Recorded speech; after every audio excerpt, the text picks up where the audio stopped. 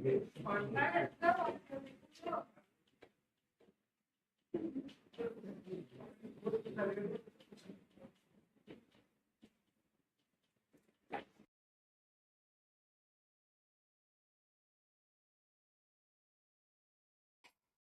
Hind students, welcome to today's class. आज हम लोग डिस्कस करेंगे क्या, इडियम्स। और बेहतरीन ढंग से इडियम्स पढ़ेंगे, ऐसे कि बिल्कुल दिमाग में छप जाएगा।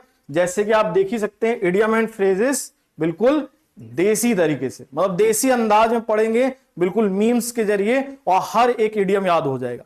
पहले तो जितने बच्चे आज इडियम्स पढ़ने जा रहे हैं, पहले समझ ले इडियम फ्रेजेस टॉपिक होता क्या है।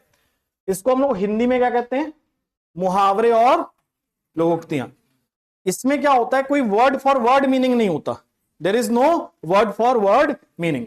जैसे मैं कहूंगा आंखों का तारा, तो इसको इंग्लिश में क्या कहते हैं हम लोग, एन एप्पल ऑफ माई आई। अब एन एप्पल ऑफ माई आई में क्या एप्पल से कोई रिलेशन है क्या भैया, क्या कोई आई से कोई रिलेशन है क्या, नहीं। तो एन एप्पल ऑफ माई आई का मतलब क्या होता है, वेरी डियर। तो ना एप्पल से रिलेशन है ना आई से, समझ में आ रही बात। तो इडियम फ्रेजेस क्या होते हैं, वो ग्रुप ऑफ वर्ड्स जो वर्ड फॉर वर्ड मीनिंग नहीं देते। तो पूरा हमें कंप्लीट मीनिंग इसका जानना पड़ता है, वर्ड कर करके मीनिंग नहीं निकालना है। समझ में आई बात। तो चलिए स्टार्ट करा जाए फिर। अब देखिए, पहला इडियम हमारा आता है, अब पछताए हो क्या जब चिड़िया चुग गई खेत। सुना है आप सबने हिंदी में। इसको हम लोग इंग्लिश में क्या कहते हैं, cry over split milk. Cry over split milk, समझ में आ रहा है। क्राई मतलब रोना, स्प्लिट मतलब गिरा हुआ। तो गिरे हुए दूध पे क्या करना, रोना। मतलब अगर कुछ हादसा हो गया आपके साथ, तो अब उस पे रोने का कोई फायदा है क्या। मान लो आपको लवेरिया हो गया, आप एग्जाम में फेल हो गए, अब आप उस पे रो रहे हैं, यार मेरे साथ ऐसा हो गया, मेरे साथ ऐसा हो गया, तो यानी you are crying over split milk. समझ में आ रही बात। इसको इंग्लिश में क्या कहते हैं, complain about a loss in the past. Complain about a loss in the past, समझ में आ रही बात। तो क्राई ओवर स्प्लिट मिल्क का मतलब क्या होता है, अब पछताए हो क्या जब चिड़िया चुग गई खेत। क्लियर, कोई डाउट इसमें। अब आते हैं नेक्स्ट इडियम। देखिए ये वैसे तो 2019, वैसे 2021 का वर्ल्ड कप था जिसमें इंडिया हार गई थी, मतलब इंग्लैंड के साथ। लेकिन खैर हम लोग चलो नेगेटिविटी पे ध्यान नहीं देते हैं, 2024 वाले पे ध्यान देते हैं। 24 में इंडिया ने जीता, साउथ अफ्रीका को हरा दिया। तो हमारी एक्सपेक्टेशन के अकॉर्डिंग परफॉर्म किया कि नहीं किया, किया। तो India could cut the mustard. Cut the mustard मतलब performed as per our expectation. तो यहां हम लोग इडियम पढ़ेंगे कौन सा, cut the mustard, to come up to expectation. मतलब किसी की एक्सपेक्टेशन के अकॉर्डिंग परफॉर्म करना, उसको हम क्या बोलेंगे, कट द मस्टर्ड। समझ में आ रही बात। अब इसको याद कैसे करें सर, ऐसे तो भूल ही जाएंगे। जैसे मस्टर्ड को हम लोग हिंदी में क्या कहते हैं, सरसों। तो बोलेंगे खाओ खूब सरसों और मैदान में खूब बरसो। बरसो मतलब क्या करो, अच्छा खेलो। तो वैसे ही तुम लोग के लिए भी खाओ खूब सरसों और करो, मतलब बिल्कुल बरसो एग्जाम में। मतलब you have to cut the mustard. तो आपको एग्जाम में अकॉर्डिंग टू एक्सपेक्टेशन परफॉर्म करना है। कोई डाउट इसमें देना। अच्छा नेक्स्ट इडियम देखते हैं, कट द मस्टर्ड के बाद, डेविल्स एडवोकेट। अब आपकी भाई या बहन, देखा होगा जब भी घर में तुम कुछ प्रस्ताव रखते हो, तो तुम्हारा भाई या बहन क्या करता है, सपोर्ट करता है कि विरोध करता है, विरोध करता है। तो वो कौन सा एडवोकेट प्ले करता है, डेविल्स एडवोकेट। तो डेविल एडवोकेट क्या होता है, जो आपका हमेशा आपके खिलाफ आर्गुमेंट देगा। कैसे आर्गुमेंट देगा, खिलाफ। जैसे आप मान लीजिए फॉर एग्जांपल किसी कंपनी में वर्क कर रहे हैं और आपका कलीग है, आप जो भी प्रपोजल रखो वो हमेशा उसको क्या करेगा, कौन सा एडवोकेट प्ले करेगा, डेविल्स एडवोकेट। समझ में आई बात। तो डेविल्स एडवोकेट का मतलब क्या होता है, to present a counter argument, हमेशा विरोधी तर्क पेश करना। कोई डाउट इसमें देन, समझ में आ रही है, मजा आ रही है भैया। चलो नेक्स्ट इडियम देखो। नेक्स्ट इडियम क्या होता है, don't count your chickens before the eggs have hatched. जैसे मान लीजिए आप भाई पोल्ट्री फार्मिंग कर रहे हैं और पहले से आपने चूजे गिन लिए कि हाँ भैया इस बार 4 चूजों का जन्म होने वाला है, लेकिन अंडे क्या हो गए, फूट गए। यानी जो आपने एक्सपेक्ट किया था वो सब किस में चला गया, वेस्ट में चला गया, पानी में चला गया। तो इसको कहते हैं don't count your chickens before the eggs have hatched. जैसे पहले आपका प्री क्लियर हुआ, आपने मोहल्ले में मिठाई बंटवा दी, मेरा एसएससी क्लियर हो गया, एसएससी क्लियर हो गया, और मेंस में आप रह गए, तो ये क्या हो गया, you have counted your chickens before the eggs have hatched. समझ में आ रही बात? मतलब कभी भी एंटिसिपेट मत करो पहले से चीजों को, never anticipate something earlier because it can fail. समझ में आ रही बात? जैसे ये तुम जानते होगे बांग्लादेश वालों को, इनके अंदर क्या है, इनके अंदर की नागिन निकलती है ना। एक बार नागिन निकली थी लेकिन दिनेश कार्तिक ने मतलब सपेरा बन के नागिनों को चुप करा दिया था। तो यहां पर क्या होता है, they counted the chickens before the eggs hatched. पहले से क्या हुआ, बिल्कुल सेलिब्रेट कर लिया, लेकिन बाद में कुछ सब पानी पानी हो गया। तो इसी को हम कहते हैं don't count your chickens before the eggs have hatched. Don't make plans for something that might not happen. तो कभी भी फ्यूचर की प्लानिंग मत करो, हो सकता है वो चीज ना हो। समझ में? जैसे आपने बहुत ज्यादा प्लानिंग बना ली, अब मेरी रानी होगी, जीवन पानी पानी होगा, लेकिन बाद में आपकी निकाल दी उसने नानी। तो यहां पर don't count your chickens before the eggs have hatched. कोई डाउट इसमें? देन अब देखिए ये मूवी देखी थी सबने? कौन सी मूवी है ये? रुस्तम। तो इसमें क्या होता है, कुछ जज कहते हैं ही इज गिल्टी, कुछ कहते हैं he is not guilty. Jury होती है ना, जजेस की बेंच बैठती, कुछ कहते हैं गिल्टी, कुछ कहते हैं नॉट गिल्टी, लेकिन कोई डेफिनेट प्रूफ नहीं था। तो एज अ रिजल्ट इनको क्या देना पड़ा, benefit of doubt. This is called giving the benefit of doubt. मतलब जब ये ना समझ में आए सामने वाला गिल्टी है या नहीं गिल्टी, तो हम उसको क्या देते हैं, बेनिफिट ऑफ डाउट। जैसे हमारा लॉ सिस्टम क्या कहता है कि कोई भी इंसान मासूम है जब तक उसके खिलाफ क्या ना मिल जाए, मतलब वो इनोसेंट कंसिडर किया जब तक उसके खिलाफ we don't get the proof. कोई डाउट इसमें? तो यहां पर हमें कौन सा आइडिया याद रखना है, give the benefit of doubt. क्या मतलब होता है, regard someone as innocent until proven otherwise. समझ में आ रहा है? किसी को क्या मानेंगे, मासूम मानेंगे जब तक उसके खिलाफ क्या नहीं मिल जाएगा, सबूत, प्रूफ, फुल प्रूफ। कोई डाउट इसमें? अच्छा अब नेक्स्ट देखो, India gets independent, British rule ends. तो ये डे कैसा था हमारे लिए, बहुत खुशी का दिन था, ऐतिहासिक दिन था। इसको हम लोग कहते हैं रेड लेटर डे। कौन सा डे, रेड लेटर डे। जैसे नीरज चोपड़ा जी जानते हैं आप सब लोग, उन्होंने क्या जीता था, गोल्ड मेडल पिछले इस बार क्या जीता, सिल्वर मेडल। किसमें जीता, जेवलिन में, है ना। तो यहां पर भाई Neeraj Chopra winning the gold medal और the silver medal was a red letter day for us. तो ये हमारे लिए कैसा दिन था, रेड लेटर डे, ऐतिहासिक दिन था। समझ में आ रही है? तो यहां पर कौन सा आइडियम याद रखेंगे हम लोग, रेड लेटर डे। बिल्कुल जोश से बोले, क्या होगा, कौन सा आइडियम है, अ रेड लेटर डे। क्या मतलब होता है इसका, अ वेरी इंपॉर्टेंट और सिग्निफिकेंट डे। समझ में आई बात? अच्छा रेड लेटर डे के बाद देखो, भाइयों और बहनों, यानी कौन, मोदी जी। और इनको आप शायद जानते हैं कि नहीं जानते, the great Martin Luther king, है ना। और इनको शायद तो जानते होंगे, बाराक ओबामा। ये सब स्पीकर्स के अंदर क्या है, बहुत अच्छा बोलते हैं। कैसा बोलते हैं, अच्छा। गिफ्ट ऑफ द गैप, मतलब इनके अंदर क्या है, गिफ्ट ऑफ द गैप, मतलब ऐसा बोलते हैं फराटेदार, बिल्कुल कॉन्फिडेंटली। तो इसको हम कहते हैं गिफ्ट ऑफ द गैप। तो गिफ्ट ऑफ द गैप में कैसे बोलेंगे, बिल्कुल फराटेदार, कॉन्फिडेंटली, फ्लुएंटली। समझ में आ रही बात? तो यहां पर all these speakers have got the gift of the gap. कोई डाउट इसमें? तो इसमें हमें कौन सा आइडिया याद रखना है, गिफ्ट ऑफ द गैप। इसका मतलब क्या होता है, ability to speak easily and confidently. कैसे बोलना, बिल्कुल विश्वास पूर्वक बोलना। समझ में आ रही है बात, बोलो यस और नो। तो गैप वैसे रिलेटेड भी होता है किससे, टॉक से। गैप हमेशा किससे रिलेटेड होता है, टॉक से। समझ में आ रहा है? तो गिफ्ट ऑफ द गैप है तो मतलब क्या है, एबिलिटी टू स्पीक वेल। वैसे एक वर्ड और होता है, गैबी। गैबी सुना है आप सबने? गैबी मतलब होता है टॉकेटिव। क्या मतलब होता है, टॉकेटिव। जैसे जब भी मेट देखियो मूवी, उसमें एक कैरेक्टर था गीत या बसंती, याद होगा। तो बसंती की आदत क्या थी, वो थी बातों की गोभी, वो थी बातों की गोभी। She was गैबी। गैबी मतलब बहुत ज्यादा बोलने वाला, टॉकेटिव। और गिफ्ट ऑफ द गैप मतलब जिसको बोलना बहुत अच्छे से आता है। कोई डाउट इसमें? नेक्स्ट इडियम देखते हैं। नेक्स्ट इडियम, मेरी गलती थी, यहां मैं चला आया, है ना, है ना। जैसे आप देख भी रहे हैं, ये लड़की है, she is walking on a tight रोप, जरा सा इधर उधर और सीधा गई, है ना, टाटा बाय बाय, खत्म। तो this is called walk on a tight rope. मतलब जब आप बहुत सावधानी से कोई चीज कर रहे हैं, क्योंकि आपको पता है जरा सी गलती और काम खत्म, तमाम।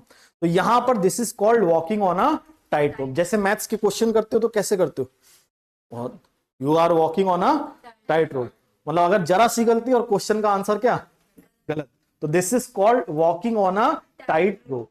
तो walk on a tight rope का मतलब क्या होता है, to act very carefully. Clear, याद रहेगा सबको। कौन सा इडियम पढ़ा हमने, walk on a tight rope, क्या मतलब है इसका, to act very carefully. Clear है, कोई डाउट इसमें? नेक्स्ट इडियम, कौन आने वाला है, कौन खाने वाला है, नहीं देखियो, गरम मसाला। ये एक मूवी थी गरम मसाला, इसमें ये जो कैरेक्टर होता है अक्षय कुमार, ये बहुत महान कैरेक्टर होता है, क्योंकि ये एक डेट चार्ट बनाता है, एक शेड्यूल बनाता है। मंडे को रीता, ट्यूसडे को सुनीता, वेंसडे को बबीता, थर्सडे को सुनीता या मोहिता, और फ्राइडे को इसका बनता था पपीता। मतलब he was in a fix. जब तुम इतनी सारी डेट फिक्स करोगे तो मान लो सब डेट एक ही समय पे आ जाए और सब एक ही जगह अराइव कर जाए, तो you will be in a fix. तो मत करो इतनी date fix, otherwise you will be in a fix. Fix मतलब किस में हो गया, आसानी में कि कठिनाई में, कठिनाई में, है ना, इन अ डिफिकल्ट सिचुएशन। तो याद रखना, to be in a fix का मतलब क्या होता है, to be in a difficult situation. तो मत करो इतनी date fix, otherwise you will be in a fix. मतलब कौन सी सिचुएशन में, डिफिकल्ट सिचुएशन में। समझ में आ रही बात? अब नेक्स्ट इडियम देखते हैं, बेहतरीन मजेदार। ये है मोहल्ले की आंटियां। मोहल्ले की आंटियों का काम क्या होता है, बातें बहुत करती हैं, दूसरे का नुकसान इनका क्या फायदा, इनको गॉसिप के लिए मिल गया, है ना। तो they fish in troubled waters, they fish in which waters, troubled water. Troubled water समझो, दिक्कत वाली सिचुएशन है लोगों की, और ये क्या कर रही है, मजे ले रही हैं। तो ये कहलाता है कि जब किसी के जीवन में कठिनाई हो और आप उसके क्या करें भैया, मजे। या हो सकता है कि कोई खराब सिचुएशन में आप प्रॉफिट उठाएं, उसको क्या कहते हैं, फिश इन ट्रबल्ड वाटर्स। जैसे मान लीजिए तुम्हारा कोई दोस्त है, उसका टिकट कट गया, समझ गए, यानी उसका टिकट कट गया, अब वो बेचारा रो रहा है। अब तुमने क्या किया, बोला कोई बात नहीं, मिल बैठेंगे दो यार, है ना, मैं आप और, है ना। तो यहां पर आप क्या करने लगे, उसको और फायदा उठाने लगे, मतलब उसकी डिफिकल्ट सिचुएशन का। This is called fish in troubled waters. समझ में आ रही बात? जैसे आपको ये याद होगा स्कैम 1992, भाई ये क्या करता था, सिचुएशन क्या करता था, फायदा उठाता था। अब ये जरूरी नहीं कि पर्सन का हो सकता है, आप कोई ट्रबल्ड मार्केट है उसमें आप प्रॉफिट कमा रहे हैं, जैसे होता है ना शेयर मार्केट में, तो you are fishing in which water, troubled waters. समझ में आ रही बात? तो फिश इन ट्रबल्ड वाटर्स का मतलब कहता है to get benefit in bad situation. तो किस सिचुएशन में बेनिफिट मिलता है इसमें, बैड सिचुएशन में फायदा उठाना। कोई डाउट इसमें? देन नेक्स्ट, देन देखो, इतना मजा क्यों आ रहा है ना। ये जानते हैं कौन सी टीम, जिम्बाब्वे। और जिम्बाब्वे का नाम बोला जाए तो किसका नाम सामने आता है, जिम्बाब्वर, है ना, बाबर आजम, जिम्बाब्वर। तो अब क्या सोचे थे, आराम से हरा देंगे बिल्कुल, लेकिन वक्त बदल गया एकदम से, क्या बदल गए, विवाद बदल गए। यानी क्या हुआ, ये जिम्बाब्वे की टीम कैसे निकली, डार्क हॉर्स।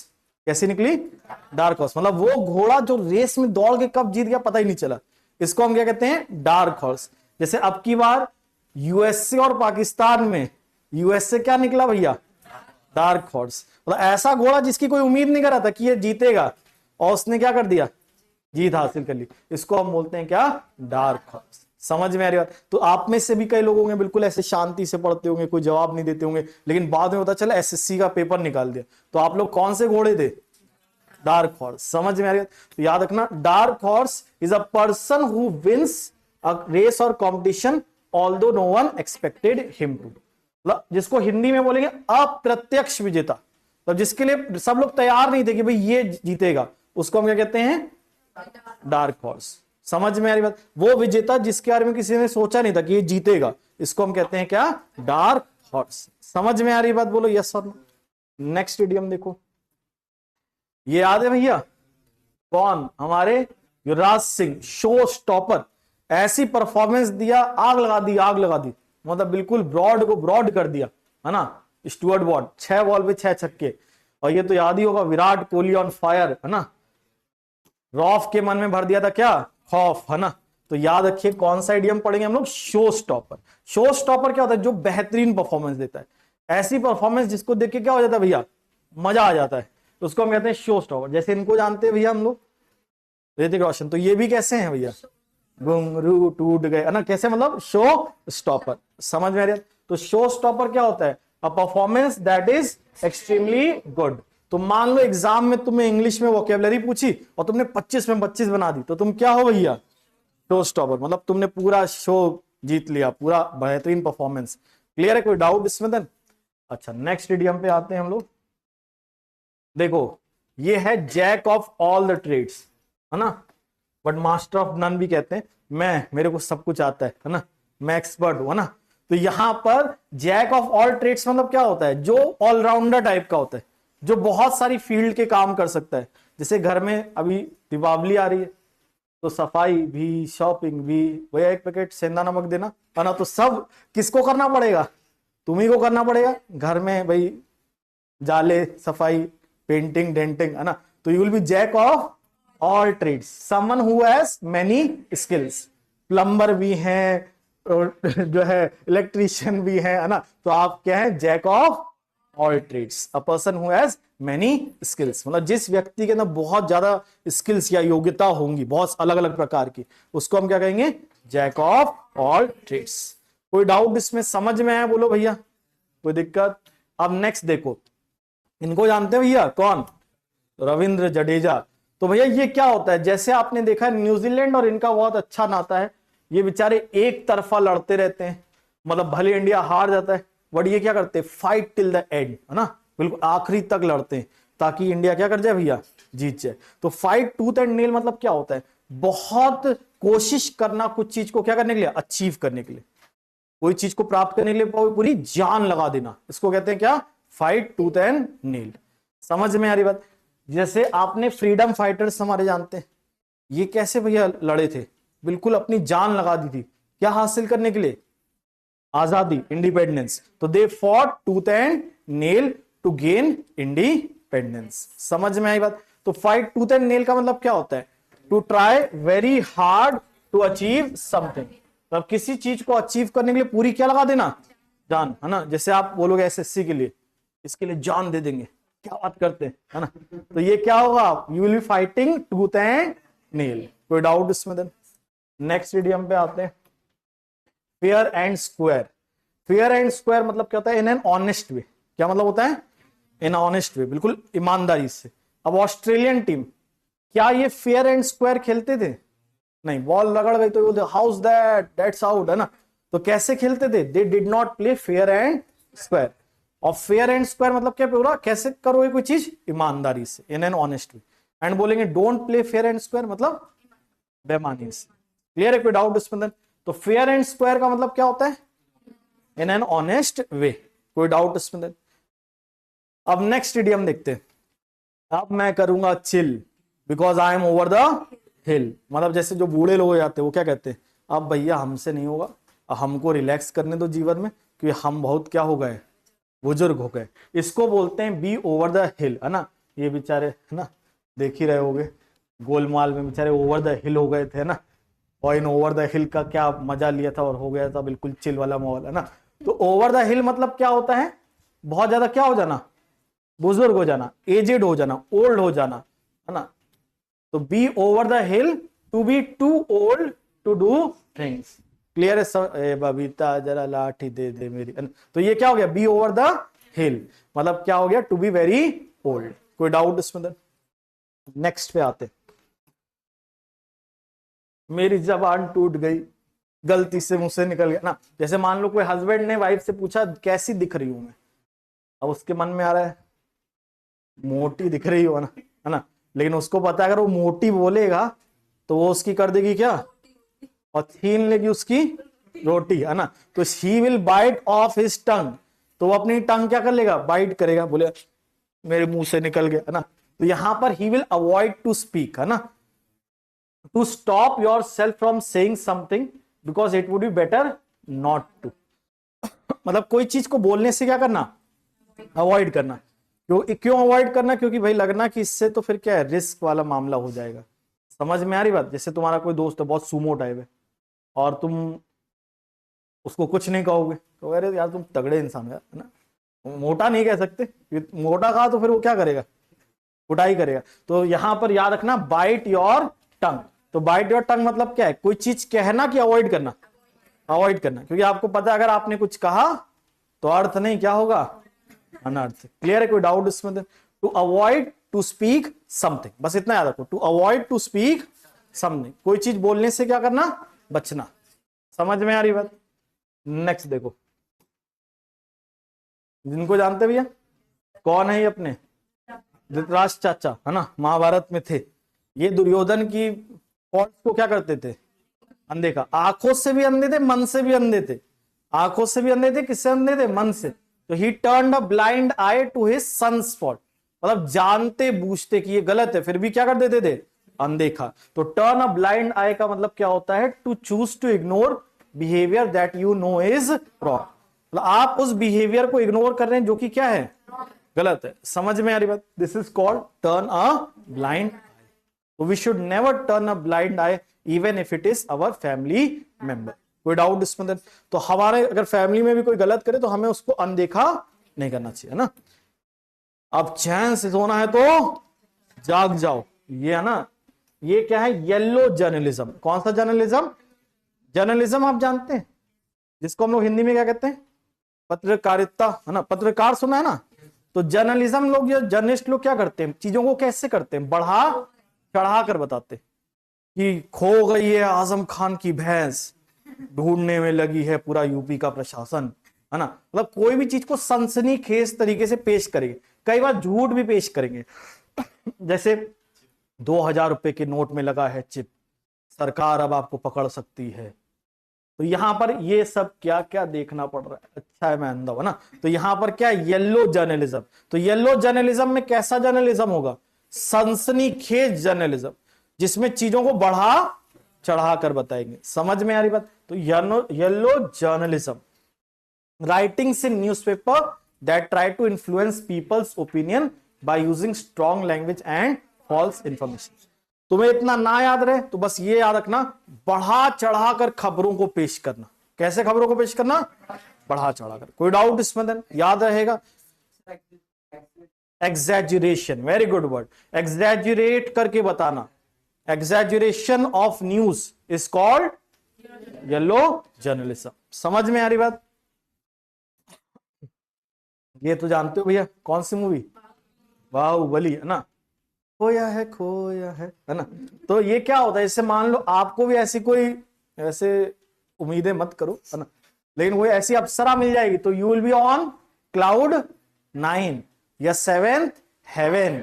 तो क्लाउड 9 या 7th हेवन मतलब क्या होता है, बहुत खुश होना, 7वें आसमान पे होना, बिल्कुल ऐसे लगना बादल पे पांव है ना, यानी यू आर वेरी हैप्पी, है ना। जैसे हमने अभी तो ये पुराना मतलब लिया था, अभी 2024 में इंडिया ने जीत लिया तो इंडिया विल बी ऑन 7 है। जैसे रोहित शर्मा जीत गया वर्ल्ड कप तो कैसे था, किस 7वें आसमान पर, मतलब ऑन क्लाउड 9 और 7th हेवन। इसको 7th हेवन कहते हैं और ये भी कहते हैं क्या, ऑन क्लाउड 9, जिसका मतलब होता है टू बी एक्सट्रीमली हैप्पी, बहुत ज्यादा खुश होना। समझ में आई भैया बात, बोलो यस और नो। तो आप कब क्लाउड 9 पे होगे, when you will crack the examination, तो you will be on cloud 9 और in 7th heaven। कोई डाउट इसमें? नेक्स्ट इडियम देखो भैया, बैड न्यूज, है ना। मूवी भी बैड न्यूज है और हम लोग के लिए अगर देख लेंगे तो भी कौन सी न्यूज है भैया, बैड न्यूज, मतलब खराब मूवी, है ना।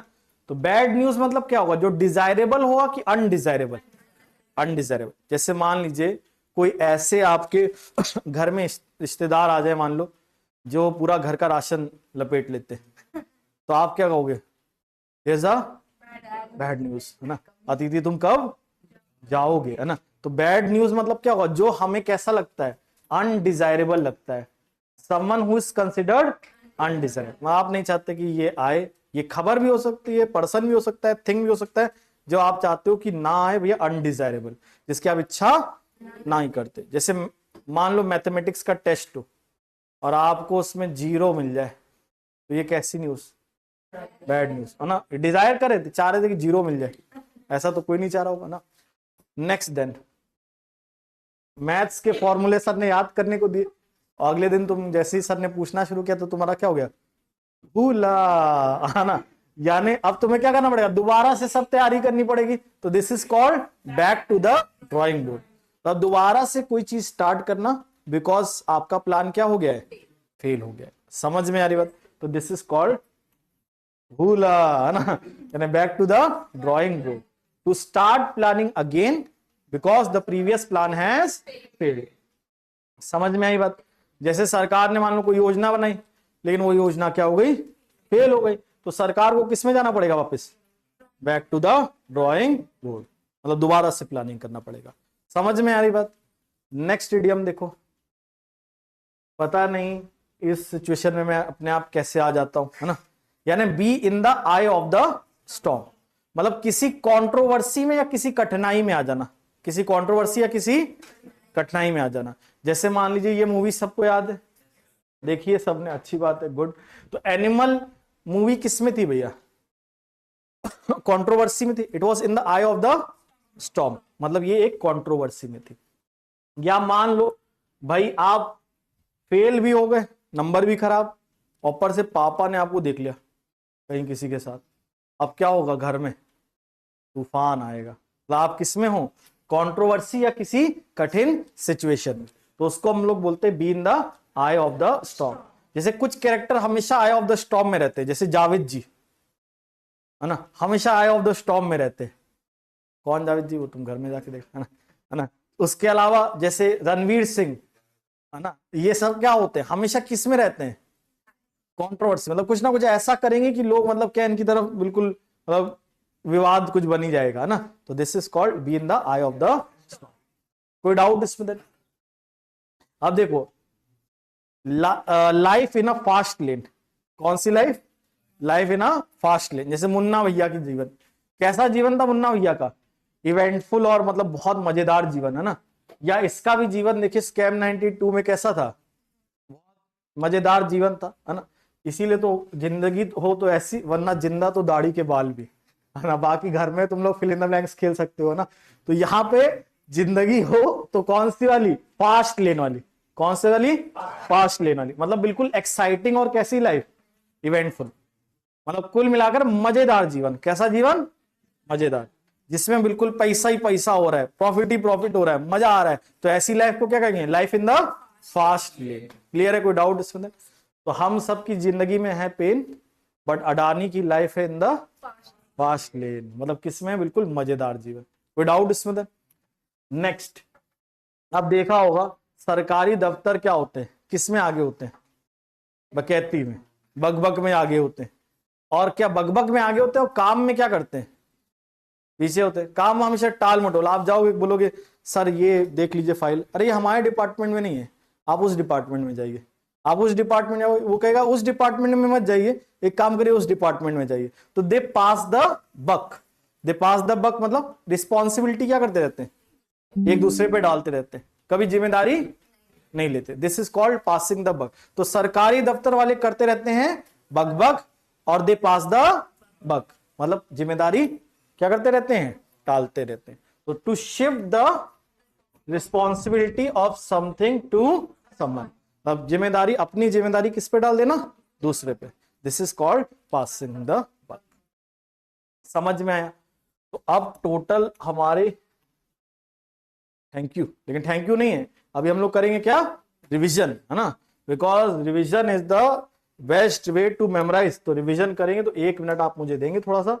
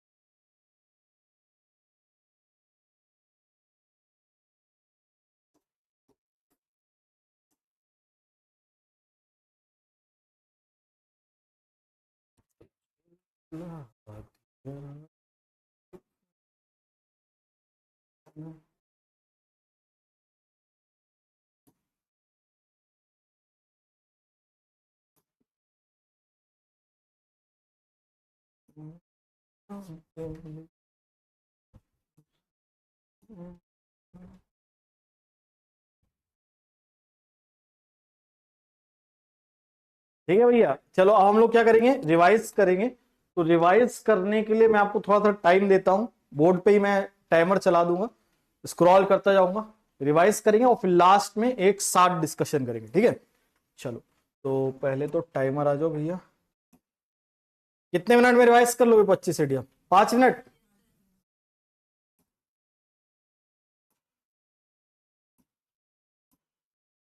Your time starts now. थोड़ा बड़ा कर दिया जाए।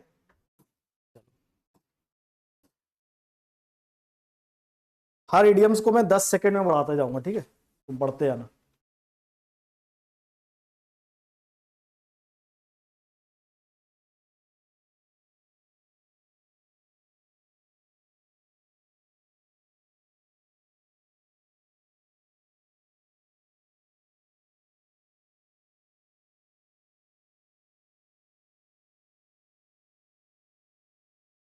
बढ़ाया जाए ऊपर।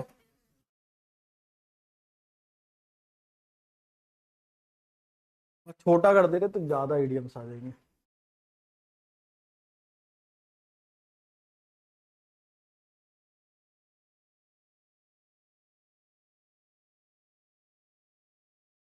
रिवाइज 6वें तक।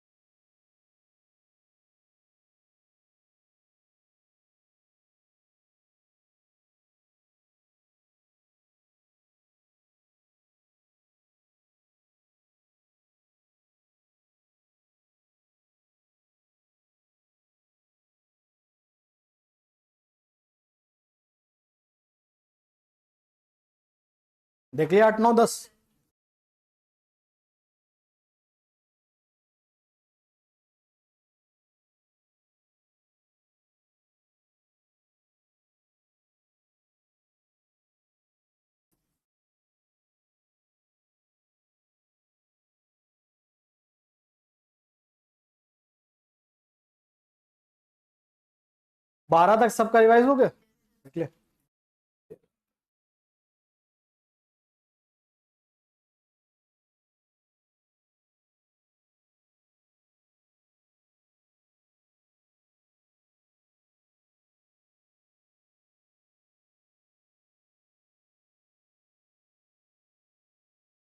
कर लिया रीड इसको।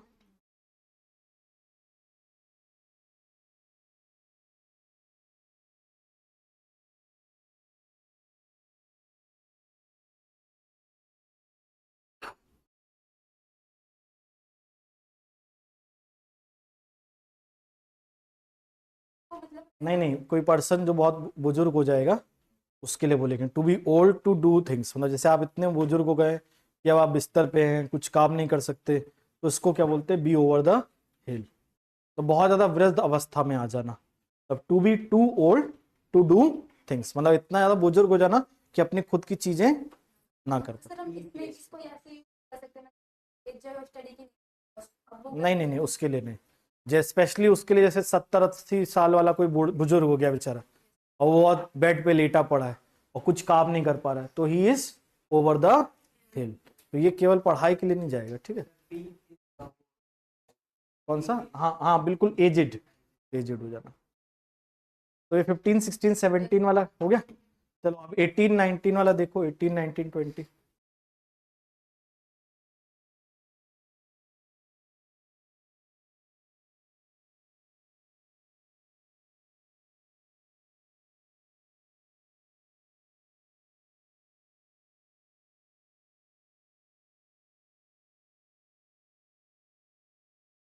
रिवाइज 18 19 20।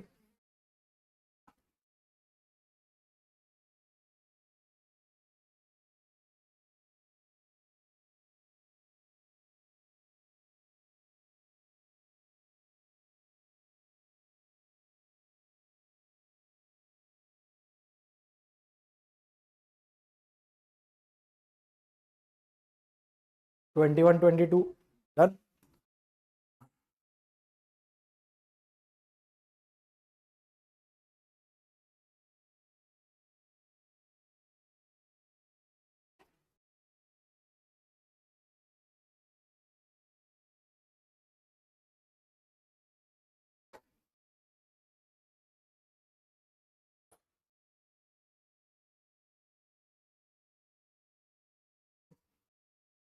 कर लिया सबने revise? Done.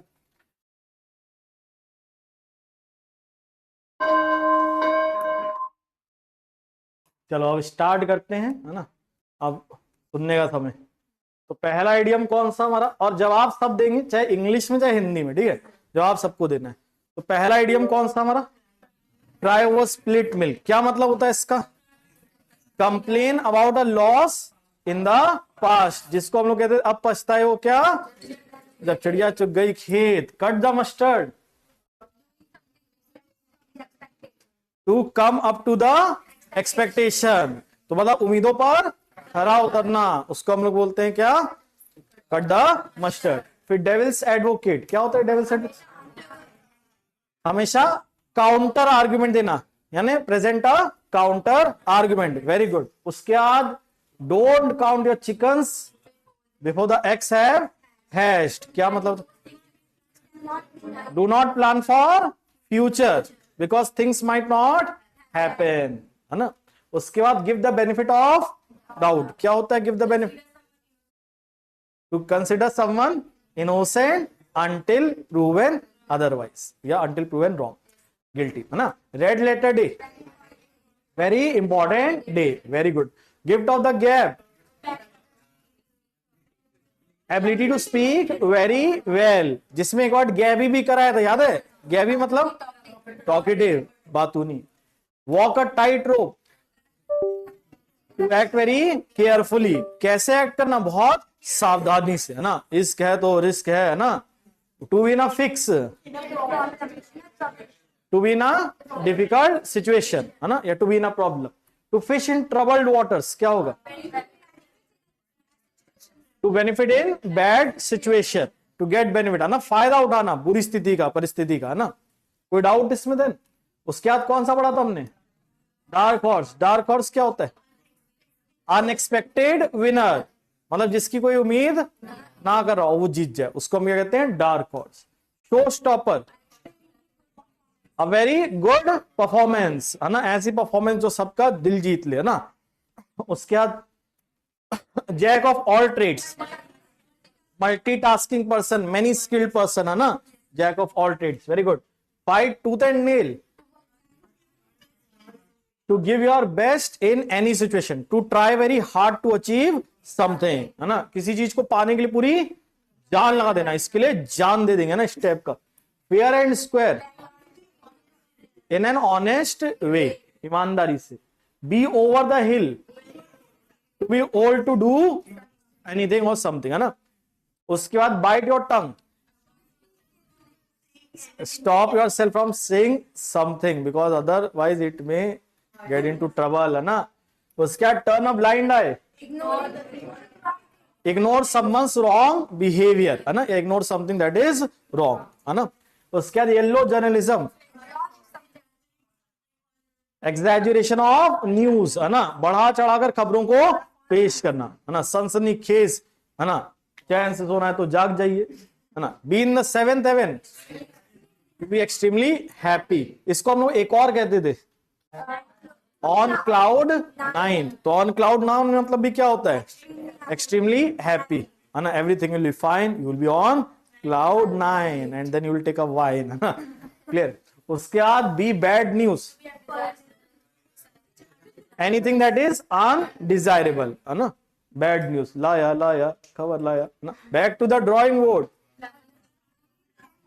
To restart because the plan has failed, very good. उसके बाद be in the eye of the storm, be in the midst of a controversy, life in the fast lane, eventful and very exciting life, कोई doubt इसमें? फिर to pass the work, to pass the responsibility to another person, है ना, shift the responsibility to other person, कोई doubt इसमें? तो मजा आया इडियम्स में, बताओ यस और नो? चलो तो अब इसको इडियम्स वाले को बंद करा देते हैं, फिर यूट्यूब वाली क्लास, फिर आगे का देखते हैं क्या करा जाएगा। तो बाकी अगर ये क्लास आप लोगों को अच्छी लगे, चाहे यहाँ वाले बच्चे चाहे जो ऑनलाइन देख रहे हैं, तो भैया क्लास एंड होने पर एक बार शेयर कर दीजिएगा, लाइक कर दीजिएगा और कमेंट करिएगा। अगर क्लास अच्छी लगे, ना अच्छी लगे कोई बात नहीं, ठीक है। उसके पहले इसको क्लास को हम लोग बंद करा देते हैं आज की।